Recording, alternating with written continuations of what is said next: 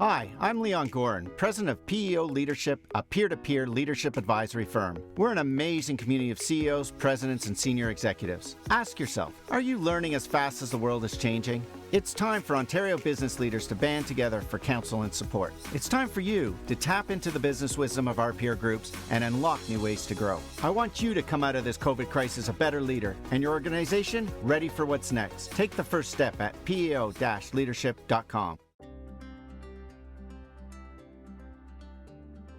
Banking system, and so that can withstand shocks. We have, a playbook, for Federal Reserve and other central bank officials in terms of, various tools they've come up with to be helpful to, keep markets a little more stable, notwithstanding this last, this sharp sell-off. And obviously now what you're going to see is a whole bunch of, government stimulus measures from, governments around the world. I think, Trudeau was speaking as I was driving back from a client meeting here. Now they've announced, the G7 is actually trying to coordinate activity. So you're certainly going to start to see a lot more things that will be supportive of, economic activity, managing through the tough period over the next while. And, maybe a couple of things we were showing just to give a sense of, what we would be characterized as value investors, and we mean more like buyers of value as opposed to, you're trying to buy companies trading at a discount to, asset value, because, buyers of value mean you can be buying high quality businesses where you think the growth is underappreciated. It could be, based on the assets of the company. It could be, you feel there's, the cash flow is being underappreciated in terms of the valuation. So a number of things can be defined as buyers of value. But, in this graph, we're just showing that when the US market sold off post the internet bubble, the Russell Value Index not only outperformed the S&P 500, but it went up in absolute terms.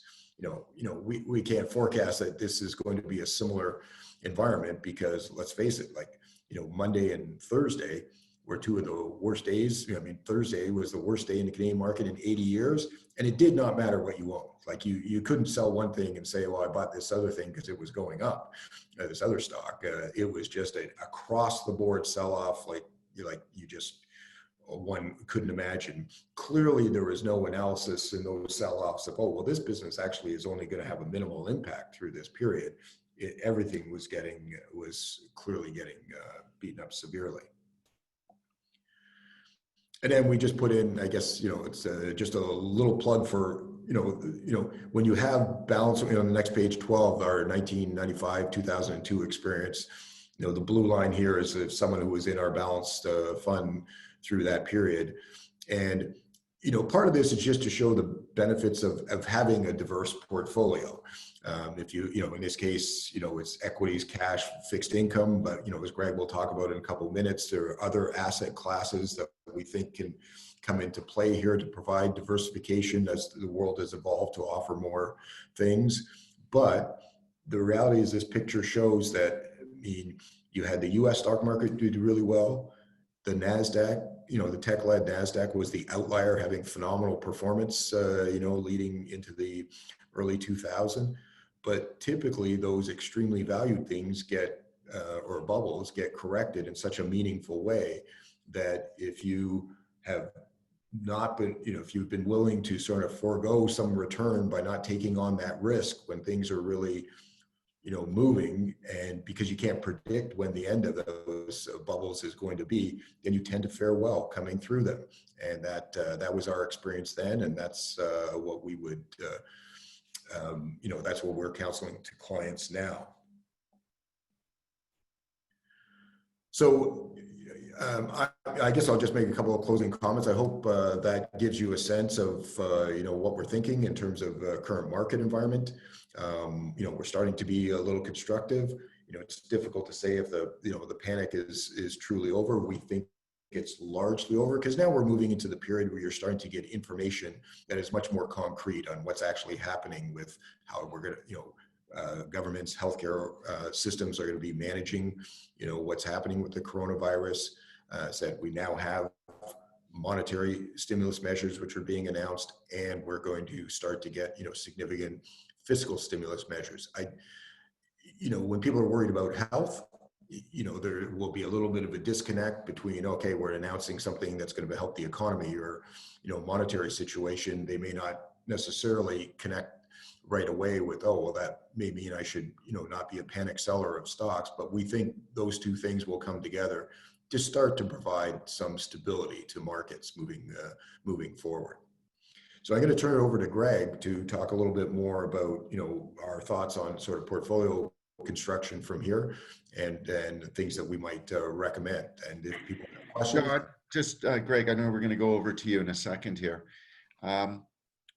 Just also, I know we got 20 minutes left on the call, and you're going to talk about portfolio diversification. My question to you is portfolio diversification really what we should be thinking about right now, or should we be focusing our strategy more around the opportunities? So for say, if people are sitting on cash, because there have been a lot of people sitting on cash thinking that the market had been overvalued, should they still be thinking about diversification, or should they be thinking, okay, well, the market here has just been hit so hard, where should I be placing my cash?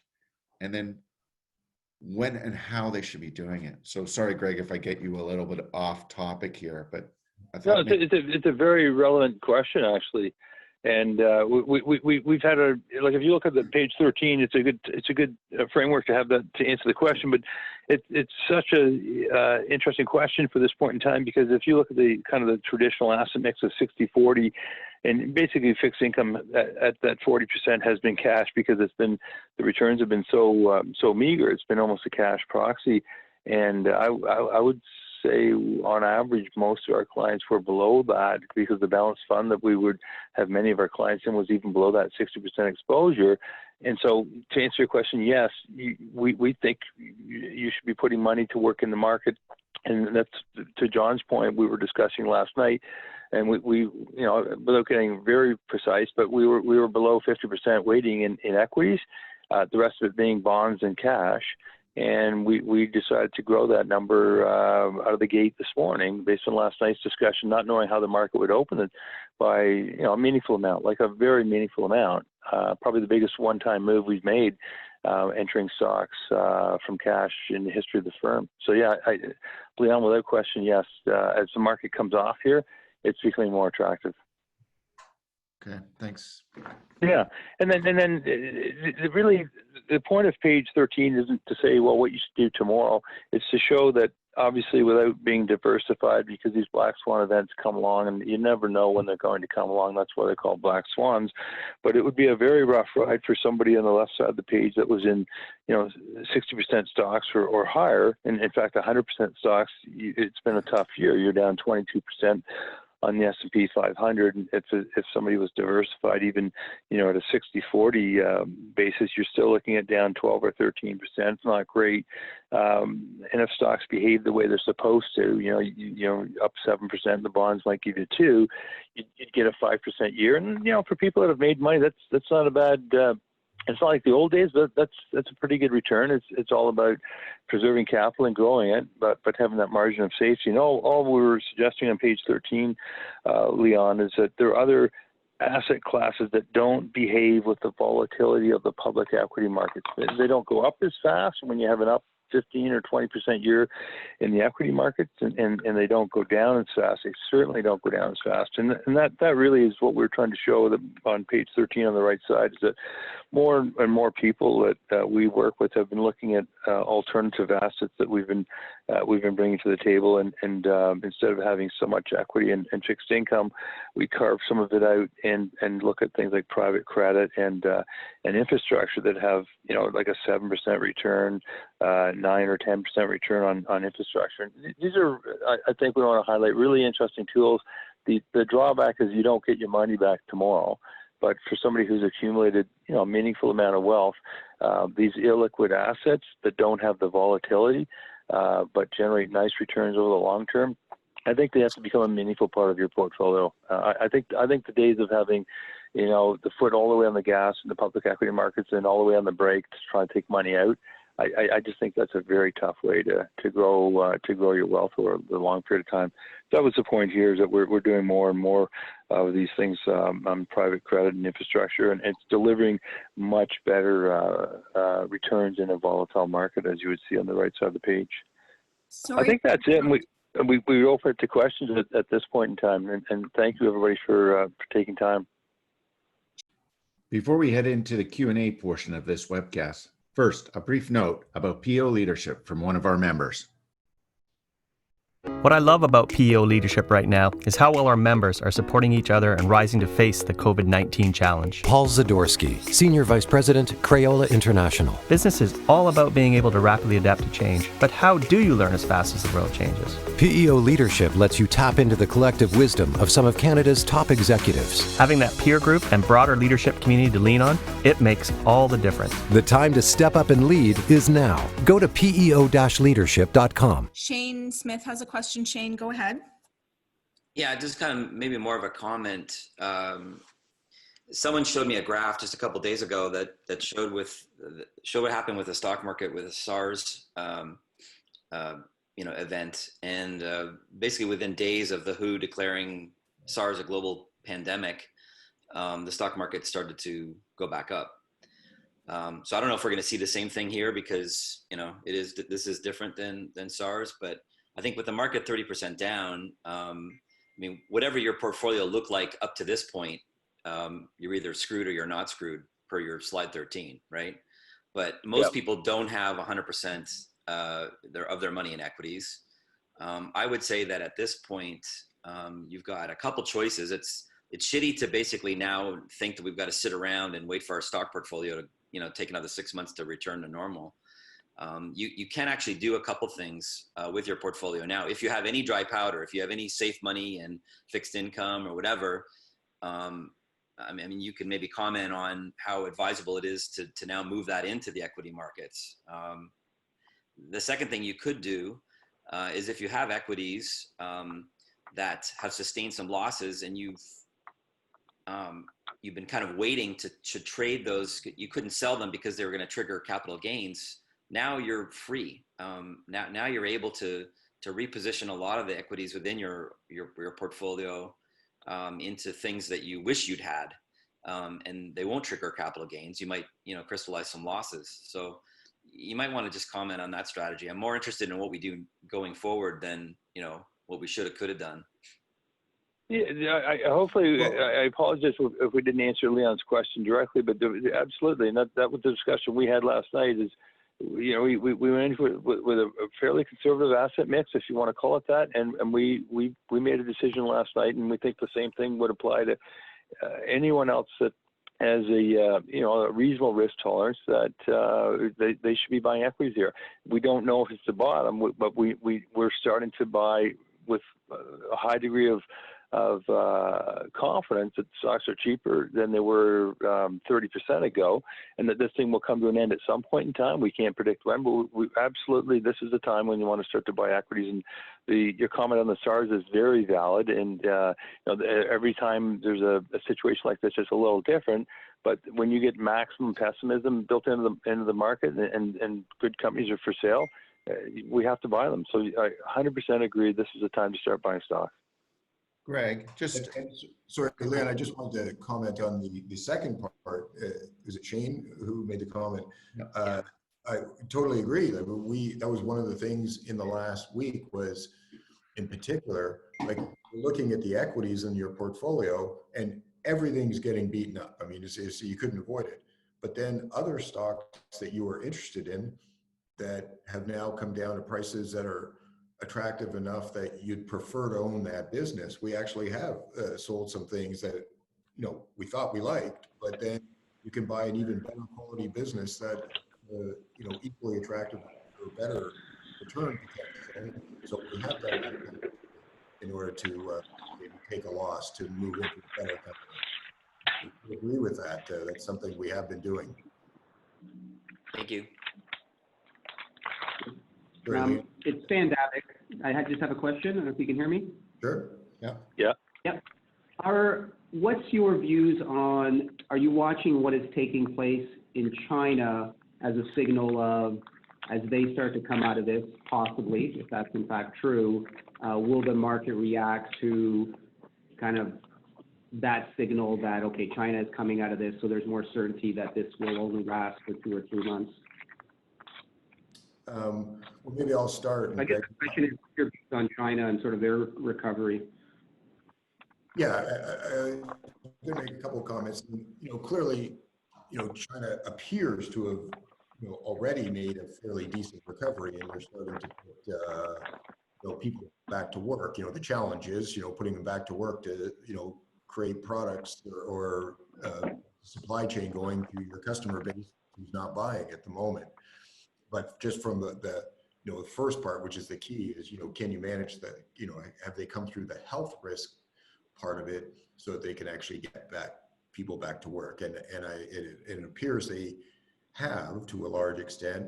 I think one of the issues is people are distrustful of Chinese data, and I think that is a bit of an overhang on, have they truly come through it or not? I actually think Italy is going to be the more interesting one for data, simply because they've done essentially what China did in Wuhan. They've locked down, a massive region, in this case, the whole country. So over the next 2 to 4 weeks, you're going to know how many people have it, what the effects are, and what the drop down then is the number of cases. So I kind of feel that the data coming out of Italy is going to be fairly important, because then that will be the true playbook, in a sense, of how this thing can evolve in Western-based countries. And maybe Italy needed to lock down because their acute care medical facilities aren't as good as a lot of other countries, but because of what they've done, I think the data from there will be quite telling, and maybe helpful in kind of giving people confidence about how other countries get through this. Greg, I don't know if you had further thoughts on that.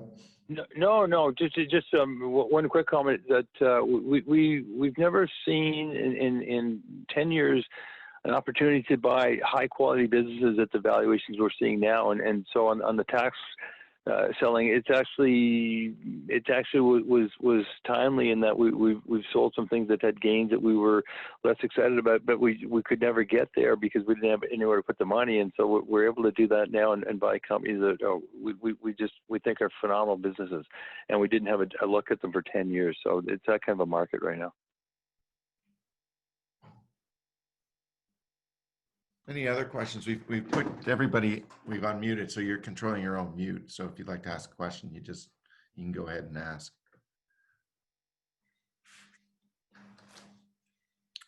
So Leon, it's Stan again. Thanks for putting this on, by the way. Really appreciate that. Follow-up question, is there companies that will not make it through, in large companies, like you think of the airlines and some of these companies that just simply won't make it through the next couple of months? Yeah, I'll take that. Yeah, unfortunately, yes. So that's the challenge in these things, is the panic behavior, which is just kind of human DNA. It leads to things that like nobody's flying, and Cathay Pacific would be one example of a company that had a great product. I mean, it's just an amazing brand, and to fly there over to Asia, a couple of years ago, into Hong Kong, it's just a great experience. And you go through some of the challenges with the riots in Hong Kong, and the traffic was down. And then you get into this situation, and they're flying with planes that are 20% full, and then eventually they get banned in terms of being able to take people out of China to various countries. That's an example of a really good company that just had the perfect storm. And unfortunately, that industry has operating leverage and financial leverage. That would be a name that, just for a variety of reasons, and it makes you realize how fragile brands and even investing can be, when these events unfold. And there's a long list of them, but if the longer this thing goes on, companies with financial leverage and operating leverage, they're going to struggle. I mean, you could look into the oil patch, for example, in Calgary, and there'd be a long list of names of companies that didn't look like they had impaired balance sheets when oil was $65, and they're not going to last too long right now. And that's why you've seen some of the banks react the way they have. There's a lot of exposure with a couple of the banks in terms of lending in Calgary. Yeah, I think in general, if you have to rely on capital markets to fund your tough periods, so any leveraged business that needed to raise equity or debt, like, notwithstanding low rates, I think it's going to be a challenge over the next 2 or 3 months. And clearly, like we mentioned earlier, high costs, like shale producers are obviously vulnerable. Airlines, other stocks that are related to entertainment, travel, over the next while are clearly going to struggle. And it's whether your balance sheet has the ability to withstand this tough period. Gentlemen, what's your read on the Canadian banks then? Because the yields today are extremely great from the dividend side. But what's their exposure to the Canadian oil industry? Like, are we exposed by being in these banks today? Are they great buys? Well, I mean, I guess make a couple of comments. We do think banks have probably been oversold here. I mean, part of why they got hit so hard was, on one hand, the loans to the energy sector as a percentage of their total loans is quite small. But then people started looking at, well, those loans as a percentage of their equity base are much more meaningful. And that's, I think why the stocks have sold off so much. And, but, I still think, it's a very, clearly, protected sector in Canada, well regulated. I think governments would be very supportive if there was an issue with one of the banks. And, when you look at those energy loans, I mean, clearly not all of the energy companies are going to go under. And, so it's a much smaller percentage than what the actual loans were, even in a really, dire scenario for the energy patch. So I do think the banks have sold off too much relative to the perceived potential damage from the energy exposure, and yields make them, additionally attractive, clearly attractive at these levels. Maybe you would, and I'm not trying to pick on BMO, maybe because it had the highest, energy exposure percentage of its capital, maybe you'd be a little reluctant to be as exposed there yet, but Royal, TD are, well-run, very diversified franchises, and then, maybe the others, a little down the pecking order right now. Okay. Not that I want to hog the space. One other question, coming back to the dry powder element of timing of your investing. Today, you guys talked about you really put your money to work. How much dry powder have you left behind over the next few weeks? Like, are you doing it on an averaging basis? Are you going big? Like, if there are people in this room today who are sitting on the cash and they're just worried about the timing, how would you tell them to go about doing this? A little bit a day, take their 100% of cash? Any advice to them on that stuff? Yeah, the approach we take is that you have to remove the emotion, and we didn't know the market was going to open up tonight. We kind of chuckled that it might, because we were having this discussion about how much to put to work, and we said, watch it, it's going to open up higher because we're having this discussion. It was, and sure enough, it did. But we said, well, for the clients in this one product that we managed, given their risk tolerance, we wanted to have a 55% exposure to equities, and we were much lower than that. We were in the low 40s. And we said, okay, we're down 27% from the high.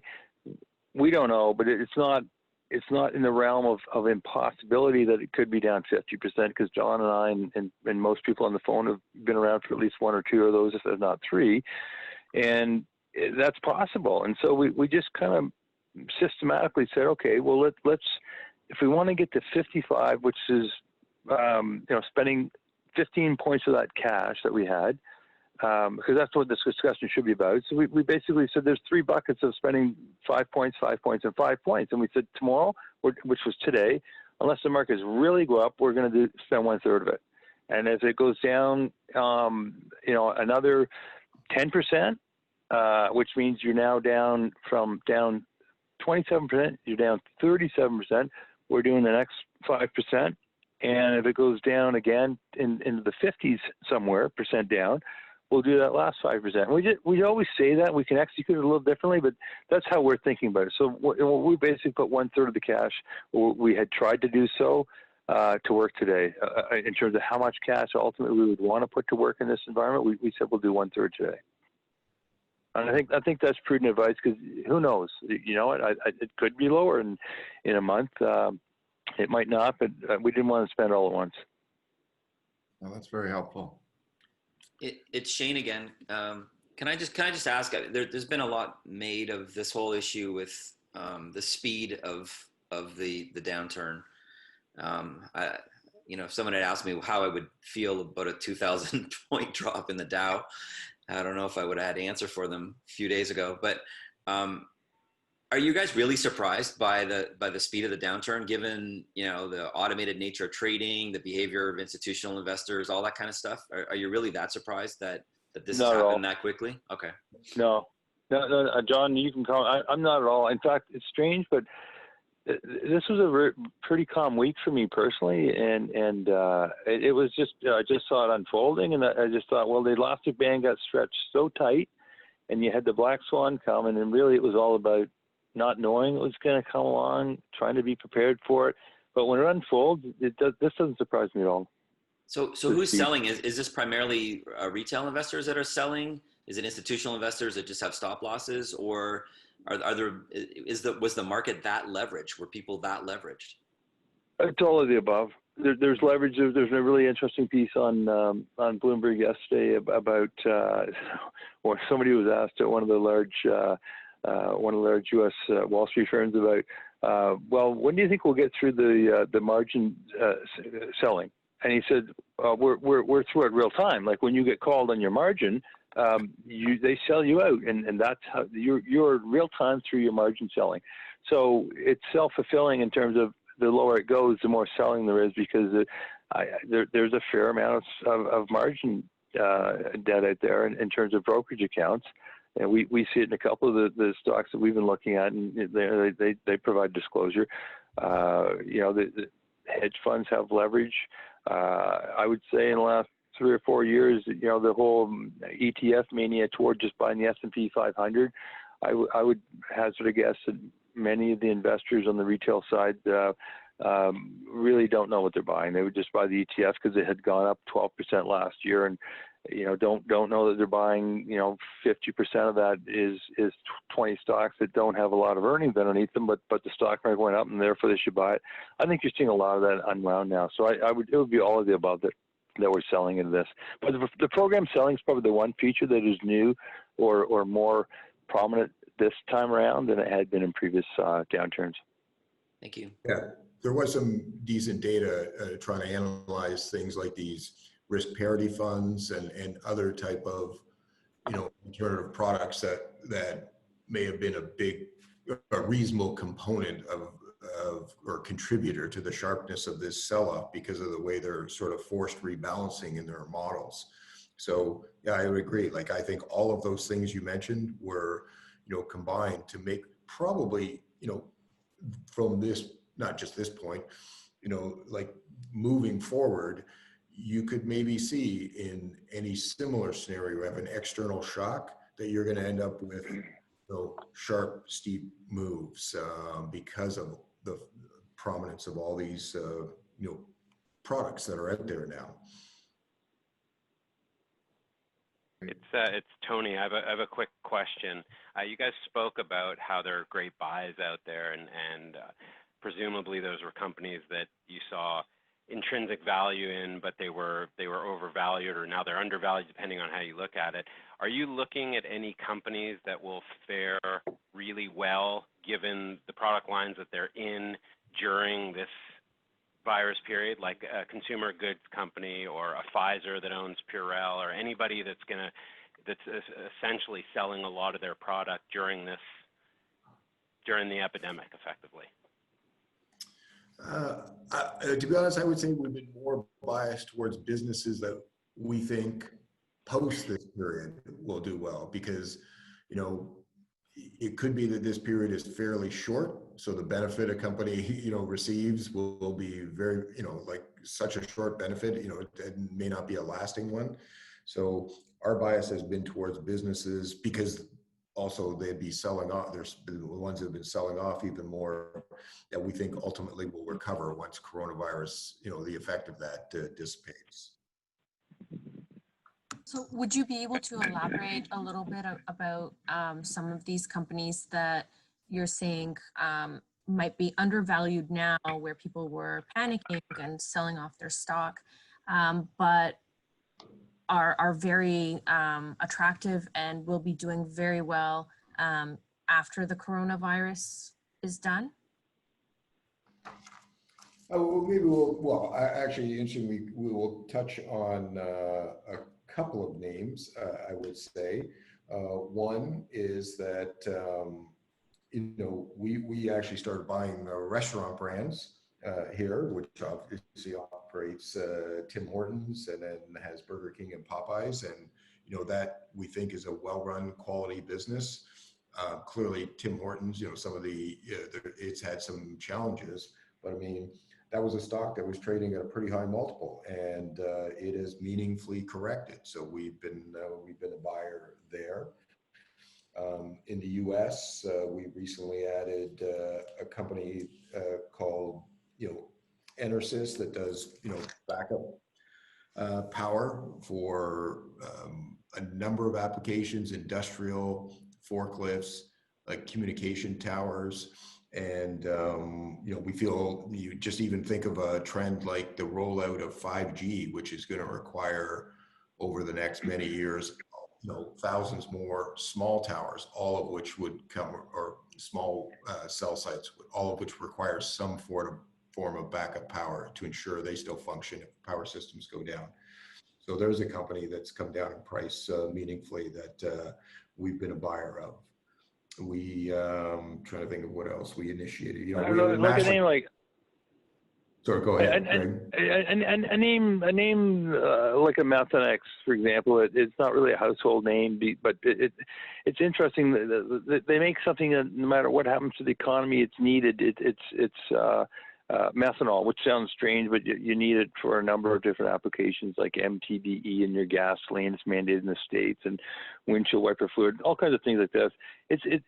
Stocks like that are really interesting in that you can actually do the work on the back of an envelope or spreadsheets, and you can look at what would it cost to rebuild their 11 or 12 different facilities. And you look at the stock price and you go, wow, it's trading at 2/3 of what it would cost to rebuild those assets. And you need that commodity. It's a dirty word, right? Commodities, but you need that commodity. They're the lowest cost producer in the world. They don't have any financial leverage yet, because the commodity price got destroyed along with oil and just about every other commodity in this environment. The stock price was cut in half. And you can easily figure out what the value is just to rebuild that franchise, and it's the leader in the industry with a low cost curve. Something like that. It starts to get pretty simple to do the work on that, and that's the beauty of the stock market. You can get stocks that are well below what it will cost to even rebuild the franchise, and that's a good thing about the stock market. That you can't do that in private markets. Great. So, gentlemen, I want to. Thank you both. I know, Greg, we had you till 1:50, and I know you're running off here. Thank you so much for your time. Thank you, everyone, for joining us on this call. It's the first time we've done this in terms of unusual times, I guess, sort of bringing everyone together to on a call. So, John, Greg, I think if you're looking for either of those gentlemen's phone number, either text Kelly, you know how to reach me, and I can hook you up with the gentleman for further questions. All right. Well, thank you very much for everyone for Thanks, everyone. Have a good day. Yeah. Thanks, guys. Thank Leon for doing this. No problem, Shane. Have a great day. Okay, bye. Hey, guys. See you, Tony, Kelly.